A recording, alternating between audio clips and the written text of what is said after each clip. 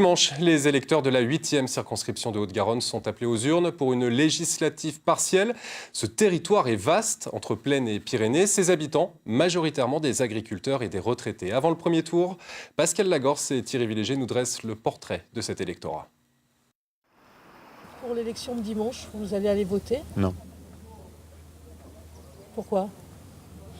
Rien d'intéressant d'abord. Les gens qui se présentent, on ne les connaît pas. Ils sont déconnectés de la réalité. On ne les connaît pas du tout dans des petits bleds comme ici, dans des trous comme ici. À 74 ans et 66 ans, Jean-Paul et Gérard sont désabusés et feront partie des abstentionnistes. Ils espéraient couler des jours heureux à la retraite ici à Aurignac, dans cette circonscription au paysage de cartes postales. Mais après avoir travaillé toute une vie, le compte n'y est vraiment pas. On a baissé les bras depuis longtemps.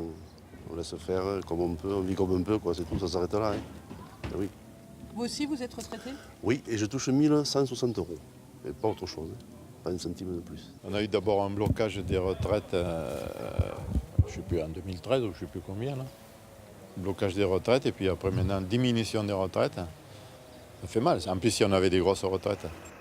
Il y a l'augmentation du coût de la vie avec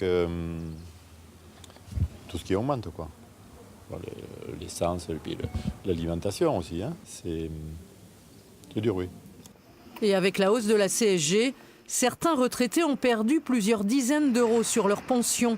Ça pourrait peser sur le scrutin dans cette circonscription où un habitant sur 3 est une personne âgée.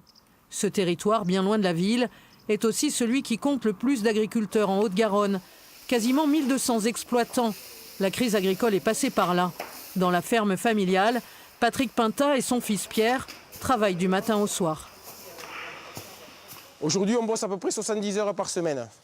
C'est notre semaine moyenne. Et tout ça pour à peu près 1200 € par mois. J'ai 500 € de prêt à rembourser. Et après, il y a les cotisations aussi sociales. Il vous reste combien pour vivre en gros? 300 €.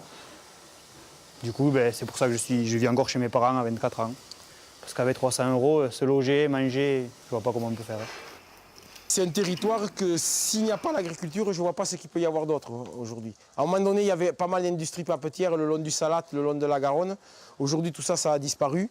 Donc, à part de l'agriculture dans le Comminges, il n'y a rien d'autre. Alors, j'espère que nos élus vont en prendre conscience et essayent quand même de nous soutenir à haut lieu, Père et fils iront voter dimanche pour faire entendre la voix de ces agriculteurs qui, dans les campagnes du Comminges, ont bien du mal à vivre de leur métier.